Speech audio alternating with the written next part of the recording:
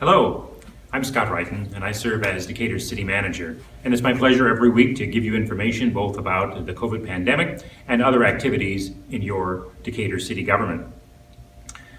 The COVID numbers have not gotten a lot better, although in some cases they plateaued a bit. Our number of cases per 100,000 population is still reaching new heights at 738 per 100,000 population, significantly higher than the state's target. Our positivity rate has stabilized a little bit, down a little bit from the previous week, and hovers now near 12%. But still, of Illinois' 102 counties, only 5 of them are not in warning status, and the counties that are in warning status include Macon County and all of the counties that adjoin us. We're concerned that there could be some what we call Thanksgiving effect. People who might have had large gatherings or traveled for the Thanksgiving holidays come back, and there might have been some spread of infection there. It hasn't been seen in the positivity rates yet, but it's too soon to know for certain. So testing continues at 2 separate locations now in Decatur. Outside the Civic Center in the parking lot, the Illinois Department of Public Health continues to do screening from 8 until 4, 7 days a week through December 20th. Crossing Healthcare also provides testing, and as it turns out, their turnaround times are a little bit better. They have relocated to a drive-through facility located in the 900 block of North Water Street, although actually you access it by coming in off of King Street, just to the east of North Water Street. So both of those are available. The hours for the Crossing Healthcare testing is Monday through Friday, and they run from 8 until 12. Thanks to everyone throughout our community for complying with the mask ordinance, with complying with the Tier 3 regulations that have been passed down from the governor. In the media, there's a lot of attention given to those relatively few establishments that have resisted or chosen not to comply. And sometimes that reporting makes it seem like that's the norm everywhere, and it simply is not.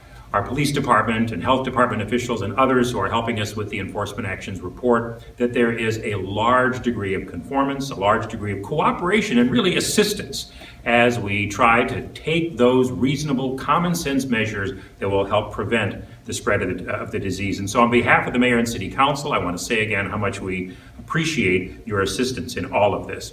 Now, there's still some noise on social media saying that the city's rather limited enforcement actions are somehow illegal, and that's simply not the case. Furthermore, the Illinois State Liquor Control Commission has endorsed exactly the kind of measures that we have enforced here. In fact, they've endorsed for other communities even more strict measures, although we've chosen not to pursue stricter measures here in Decatur. Furthermore, I want to emphasize that our approach to doing the limited enforcement that we do is very constrained. By that I mean what we're really interested in is just compliance with the mask rules indoors and with eating and drinking establishments not having indoor dining. They can continue to provide food and beverage services. They simply can't provide an indoor dining experience until we get through some of this. We don't write that many tickets because the officers first say, we need you to put the mask on, we need you to close, and only when they're met with defiance or even belligerence in some cases, then they get out the ticket book. If they flatly refuse, that's when there's a citation. But otherwise, we're not writing that many citations, and that's the way we would prefer it to be. So again, thank you for those, the vast majority, who really are helping us community-wide to spread and control the virus. And maybe we'll see, I don't want to be overly optimistic, maybe that's part of the reason why, at least at the positivity rates, those numbers are starting to plateau just a little bit. So there are other things going on in government besides COVID. The City Council is nearly finished putting the finishing touches on their budget for 2021. It's been a difficult budget, but I predict that they'll be approving a budget that has no tax increases in it for 2021. I think that they feel like that's just bad public policy in the midst of a pandemic when we're enduring all the economic shocks that we've had to endure. The upcoming City Council meeting on December 7th has 2 items on it that are directly related to ongoing efforts to improve our neighborhoods, as well as to help small businesses weather some of those COVID shocks. The first of those is an agreement with the state of Illinois to spend about $800,000 on additional broadband to add to our network of broadband. And we're particularly targeting some of those distressed neighborhoods so that that can help businesses locate there and be successful there, as well as work with the school district to connect both their facilities and ours to better broadband access. And by doing that, it'll be an assistance to the neighborhoods. The City Council is also scheduled to take action on an agreement with the Community Development Corporation of Decatur, which will be a partner agency with the City of Decatur for passing through some of the state and federal money that is earmarked for small business assistance.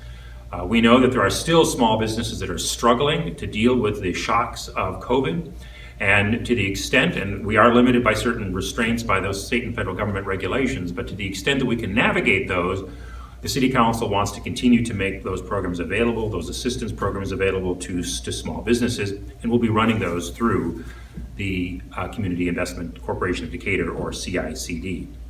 So thanks again for all that you do to help the city meet its goals to keep the virus under control. We couldn't do it without you. So thanks again for helping to make Decatur better.